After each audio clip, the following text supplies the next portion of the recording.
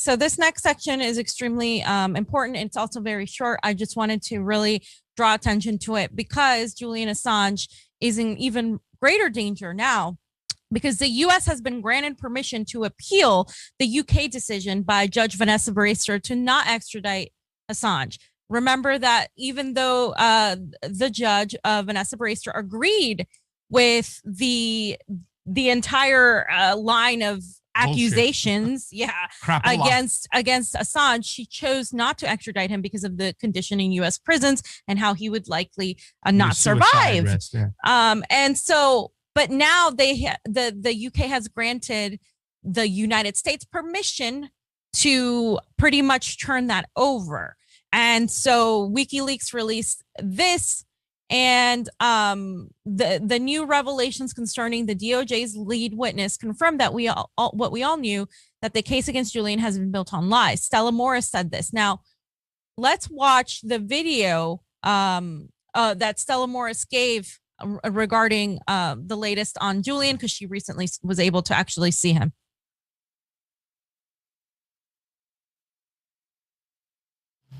Good afternoon.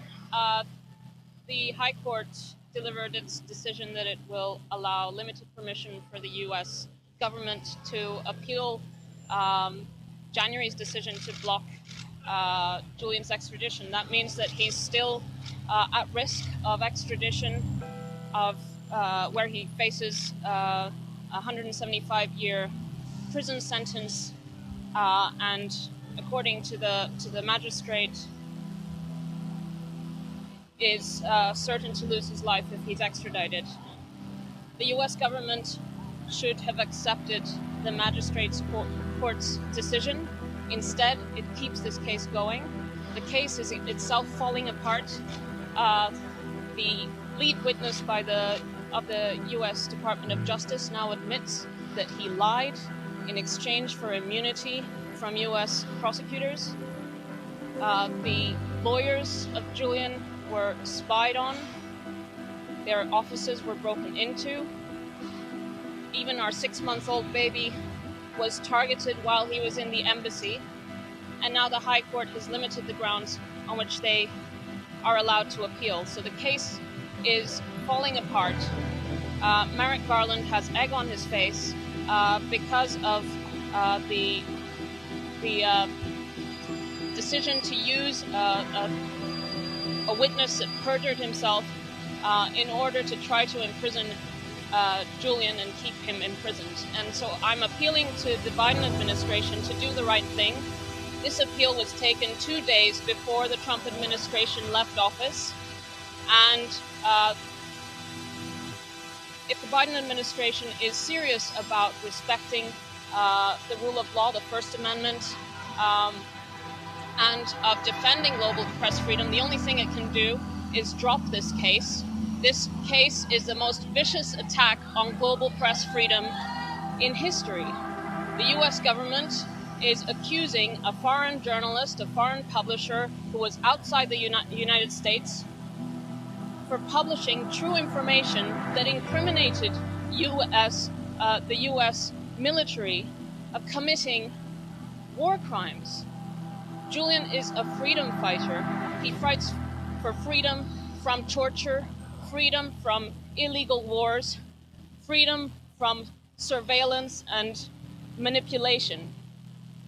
And that is what the US government is criminalizing. So there's no way to stand up for the First Amendment and defend democracy at the same time as you're prosecuting and imprisoning Julian Assange. Many people don't know this, but the US government is allowed to appeal and have its costs paid by the UK taxpayer. Julian, on the other hand, has to fund his defense himself, even though he won in January, and the US government has decided to appeal that decision. Julian has to pay for his legal costs, whereas the US government is subsidized by the UK taxpayer. Every aspect of this case is profoundly unjust. Julian is being punished for doing his job as a journalist. Yeah, 2 days before the Trump administration left office, they have filed for the appeal. So all you patriots out there who says that Donald Trump was the real deal, he's the anti-establishment.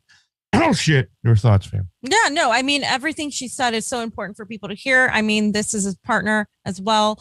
He has kids. He's not in great health. 175 years for being a journalist. It's disgusting. The United States, once again, is trying to have international jurisdiction over the press, just like they try to have international jurisdiction over who becomes president or who leads what country. International jurisdiction over resources. The United States empire is the bad guy here. And if they prosecute Julian Assange, we will once again see an even worsening. Imagine all of the things that are happening right now under this administration. Imagine all of that tenfold or hundredfold if Julian Assange is extradited and convicted, because believe me, we will not be able to see this as a public trial. It will be disastrous for him. And this is why so many groups have been actually, putting pressure on the Biden administration to do something different. Right.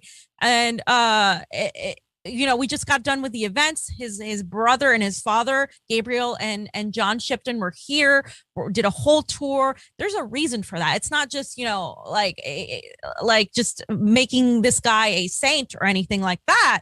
It's about what it represents for press freedoms, for censorship, for the ability to have freedom. And of course, America just gets done celebrating 4th of July.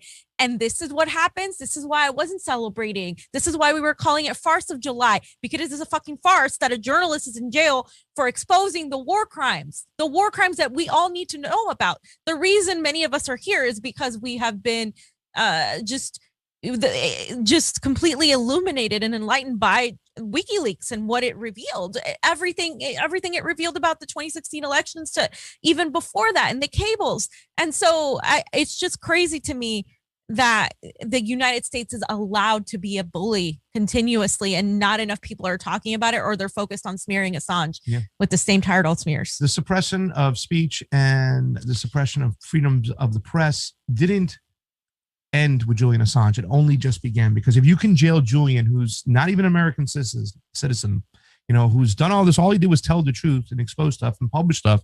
If you can jail him unlawfully, even when you have your main witness, he's Australian, dude. Your main witness is now, and we were so fortunate to catch, John and Gabriel Shipton on their tour right when this happened.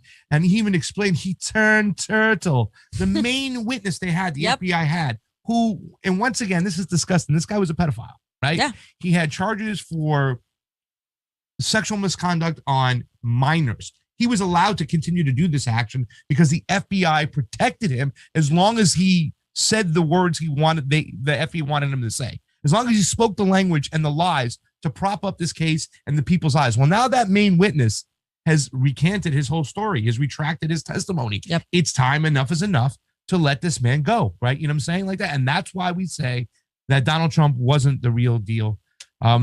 Just one other thing about the pressure building to release him.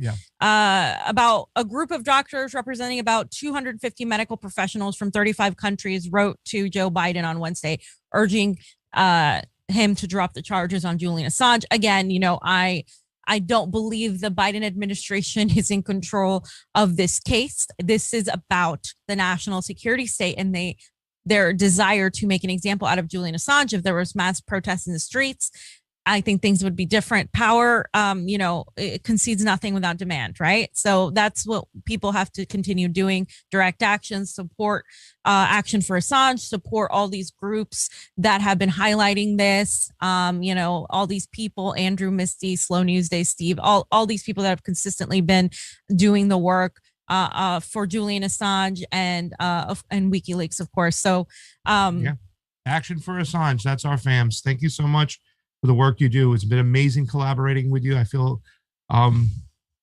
honored just to be a part of the whole situation, working with these guys, because they've been on it since the get-go. The way they open up their shows, they give you the hardcore facts, the numbers, how long Julian's been incarcerated for, how long he's been in suffering, all the details you need to know. Go check out Action for Assange.